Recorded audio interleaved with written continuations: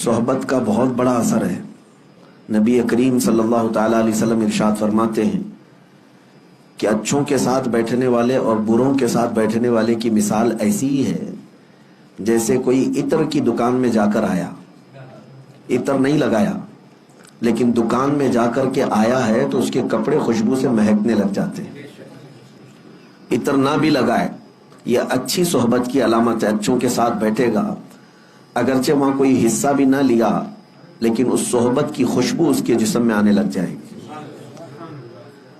اور بروں کی صحبت میں بیٹھنے کا اثر یہ ہوتا ہے جیسے کوئلے کی کان میں جا کے آیا یا کوئلے کی دکان میں جا کر آیا، کام کچھ بھی نہیں کیا لیکن کالک لگ گئی، کپڑے میلے ہو ہی جاتے ہیں۔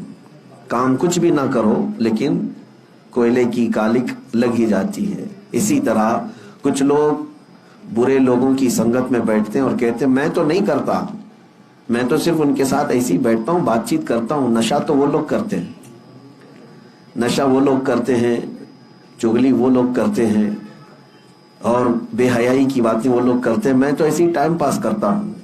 تم کوئلے کی کان میں جا کر کے آ رہے ہو، تمہاری صحبت پر اثر ضرور پڑے گا۔ یہی قرآن پاک کا حکم کیا ہے؟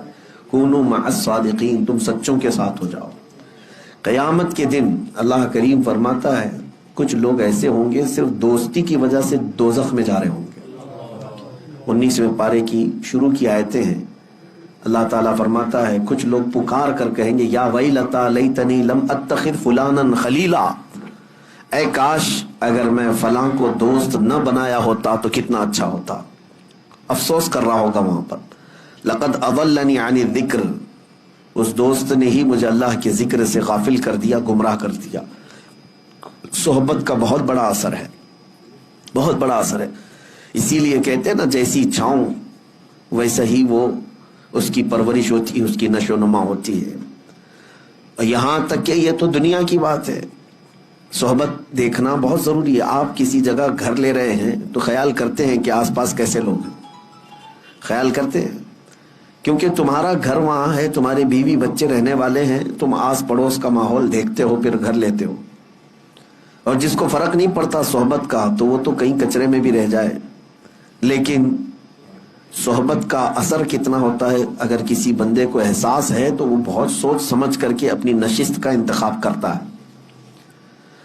جب آپ گھر لے رہے ہوں تب اس کا خیال رکھتے ہیں، جب آپ کہیں کسی جگہ پر بیٹھ رہے ہو تو اس بات کا بھی خیال رکھیں کہ آس پاس کون بیٹھا ہے۔